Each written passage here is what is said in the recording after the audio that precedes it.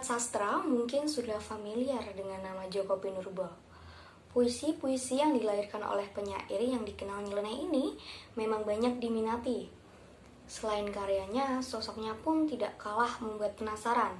Ya, ini Philippus Djoko Pinurbo atau lebih akrab dengan nama Djokpin atau Djoko Pinurbo. Merupakan penyair asal Indonesia yang karya-karyanya memberikan warna baru bagi perpuisian tanah air di Indonesia. Puisi-puisinya memiliki gaya dan ciri khas yang kuat. Hal ini yang mengantarkannya berhasil menjadi salah satu tokoh penyair terkemuka.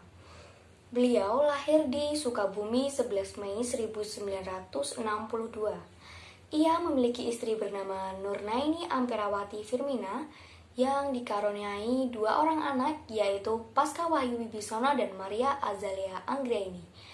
Ayah Djoko bernama Sumardi, sedangkan ibunya bernama Ngasila. Beliau mengasah kemampuan dan mulai menciptakan karya-karya puisinya sejak duduk di bangku sekolah menengah atas. Rata-rata puisi-puisi yang dibuat Djokpin adalah perpaduan dari narasi, ironi, dan humor. Karena beliau lulusan bahasa dan sastra Indonesia, sebagian besar karyanya banyak mendayagunakan keunikan-keunikan bahasa Indonesia, sehingga beberapa puisinya hanya dinikmati oleh bahasa Indonesia saja. Tak sedikit juga puisi-puisi yang telah diterjemahkan ke beberapa bahasa asing seperti Inggris, Mandarin, dan Jerman. Nah, itu dia sekilas tentang sosok Djoko Pinurbo. Lalu bagaimana sih cerita lengkapnya kehidupan sosok Djoko Pinurbo dari pendidikannya hingga bisa menjadi seorang penyair? Berikut riwayat pendidikan Djoko Pinurbo dan perjalanan karirnya di dunia penerbitan. Djoko Pinurbo pernah menempuh pendidikan dasarnya di SD Mardiwana Warung Kiara di Sukabumi. Setelah itu, ia melanjutkan sekolahnya di SMP Sanjaya Babadan dan lulus pada tahun 1976. Kemudian ia melanjutkan sekolahnya di Seminari Mertoyudan Magelang yang khusus untuk anak-anak beragama Katolik. Disitulah ia dikenal sebagai anak yang tidak terlalu banyak bicara. Namun tak disangka ternyata ia sangat gemar membaca. Hingga kegiatan yang paling sering dilakukannya hanyalah membaca buku di perpustakaan. Kemudian, Djoko Pinurbo lulus dari Seminari Mertoyudan pada tahun 1981. Alih-alih meneruskan pendidikannya, ia melanjutkan kuliah di Universitas Sanata Dharma dengan mengambil jurusan Bahasa dan Sastra Indonesia. Saat kuliah, Djoko Pinurbo pernah mendirikan grup Sanggar Kelana bersama teman-temannya pada tahun 1983 sampai 1984. Tak hanya itu saja loh, ternyata ia juga merangkap menjadi editor di majalah Gatra dan Sadar. Lalu pada tahun 1987, akhirnya Djoko Pinurbo dinyatakan lulus dari Universitas Sanata Dharma dan diangkat menjadi seorang dosen. Ia juga dikenal sebagai dosen yang berbeda dengan dosen lainnya, dengan cara mengajarnya yang berbeda dan cara mengajarnya yang begitu santai. Setelah beberapa bulan ia menjadi seorang dosen, ia merasa bosan dan lelah.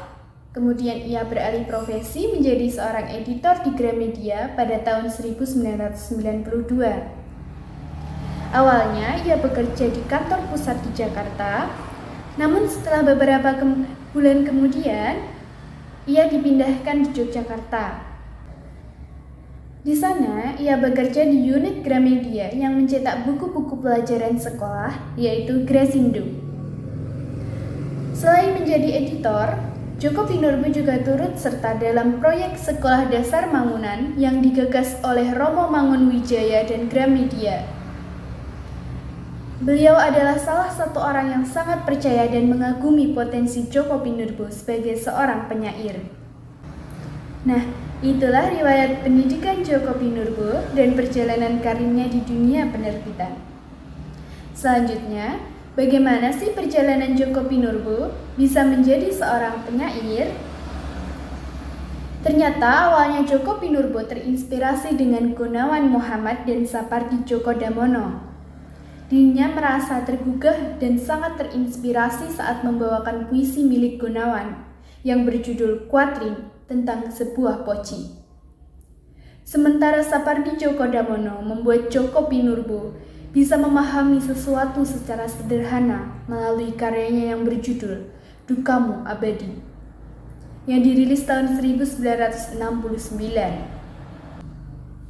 Pada tahun 1986, bersama 30 penyair yang lain, karya Djoko Pinurbo bisa masuk ke dalam antologi puisi yang berjudul Tugu, disusun oleh Linus Suryadi. Nah, di tahun yang sama juga, ia pernah membuat karya stensilan yang diberi judul Parade Kambing dan Sketsa Selamat Malam. Akan tetapi ia merasa kurang dengan karyanya tersebut dan menganggap hanyalah untuk latihan saja.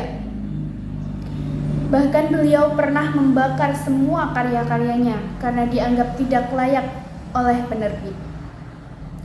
Namun, itu tidak mematahkan semangat Djoko Pinurbo. Ia terus membuat karya-karya yang bisa menarik perhatian dan menggugah peminat sastra. Hingga akhirnya, Djoko Pinurbo bisa resmi merilis karyanya sendiri, yang juga merupakan karya pertamanya pada tahun 1999 yang berjudul Celana. Djoko Pinurbo telah menjadi idola bagi kebanyakan pencinta puisi Indonesia. Perjuangan, tekad, dan usaha kerasnya telah membawanya ke tingkat kesuksesan tertinggi. Djoko Pinurbo memiliki segudang prestasi sejak ia menulis puisi pada usia 20-an. Beberapa karya puisi Djoko Pinurbo tampaknya merupakan parodi dari tradisi puisi Indonesia. Pria yang akrab dipanggil Jokpin oleh para penggemar maupun kawan-kawannya ini sudah mengeluarkan banyak sekali karya sejak ia memulai kiprahnya tahun 1999.